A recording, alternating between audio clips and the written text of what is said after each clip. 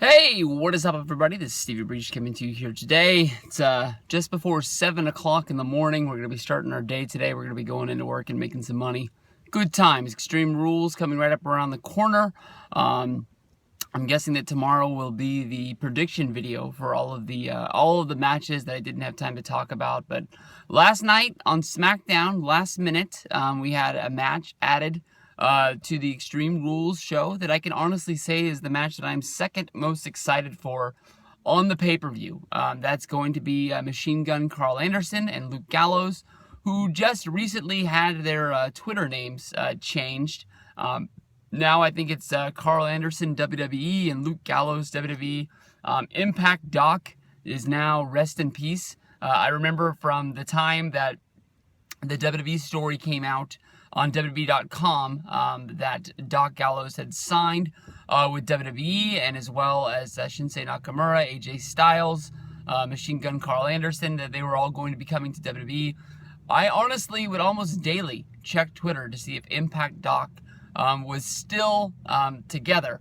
And the name stayed all the way until the day of the debut, and then even the days after the debut. I was so surprised. WWE.com, when they would, or not WWE.com, but when WWE's Twitter, they'd always just put hashtag Doc Gallows instead of putting his Twitter name. They're really good about always linking to the person's Twitter, even if it's somebody like Dean Ambrose, somebody who does not tweet but does have a Twitter account. I don't know why they do that. I guess it's just sort of completing the circle. That way, if you want to go to their Twitter page, if it's somebody like Jericho or somebody like Roman Reigns or like Natalia, who tweets, constantly, things like that. But I really like these guys.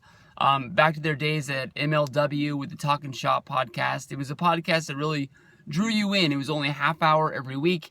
But I think I will be fans of these guys for years and years. A lot like how, fans of, Kevin Owens, from when he had his YouTube show where he basically would make a YouTube video each and every weekend of his, days out on the road, hanging out with his buddies. You would see him go to shows, you would see him at shows, you would see him watching matches, sort of showing the life of an indie wrestler, not just going to the ring. Because a lot of times you think about these guys, he was a featured wrestler on a lot of the shows he'd went to, so maybe you think he'd work the main event, so he's working 25, 20, 30 minutes a night.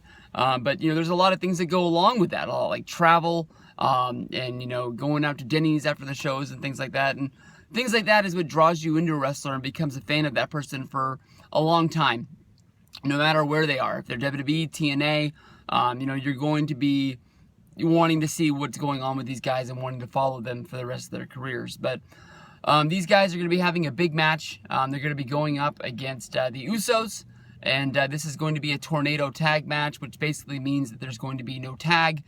Everyone's going to be legal. It's just going to be, fighting inside of the ring. And as far with tornado tag, I believe the rules is the first fall is the only fall. It's not like elimination style or anything like that. So this is going to be a real fast beat 'em up match. Tornado tags are always really fun. I can honestly tell you they've probably done one at the last Extreme Rules or at an Extreme Rules in the past, but off the top of my mind, I can't think of a tornado tag. The last good tornado tags that I can really remember would be featured by like Edge and Christian and the Hardys. Back in the day, they had a lot of those matches that were always really good. I think that these guys can go in there and have a real fast physical match. Kind of the match that people were looking forward to seeing their debut. When they debuted on Raw a few weeks ago, when they had the match against the Usos, which I believe is the only match that the club has won. I think that no doubt in my mind, Anderson and Gallows will be picking up the win against the Usos. It's going to be, waiting to see these guys in the main event, because we all know that they're going to be featured in the main event.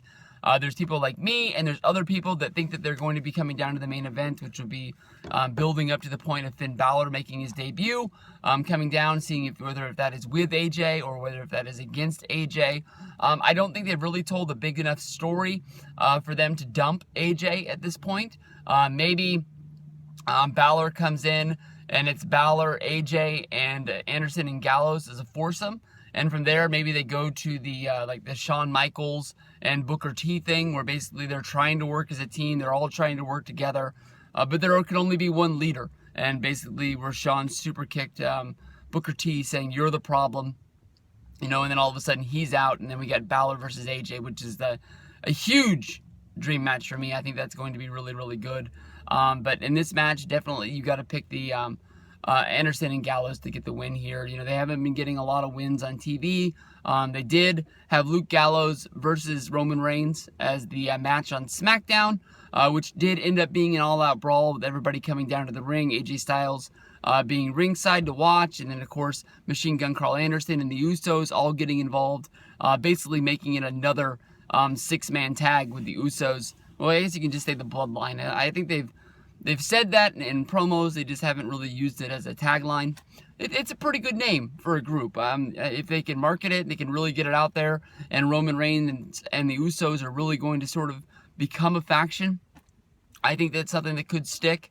I think it's a good name. It reminds me a lot of the New Blood from WCW, though, but it is what it is. But I think you got to put your money on Machine Gun Karl Anderson and Luke Gallows to get the win here. I think it's going to make them and the club look stronger. They haven't been getting a lot of wins. They've been a lot of people questioning on Twitter and on YouTube and things like that, basically saying, WWE, are they wasting Gallows and Anderson? They really haven't been used the way that you think that they'd be used coming in from New Japan. They haven't really been looking like they are a force. They're not really looking like a comedy act either, but they are getting beat up. But most of the time when they're getting beat up, it's getting beat up by Roman Reigns. They're not just getting laid out by the Usos or things like that. So I think that honestly, if you're going to be getting beat by anybody, you might as well be getting beat by the champion. But we'll have to see. Them against the Usos at Extreme Rules, Tornado Tag, going to be a damn good match.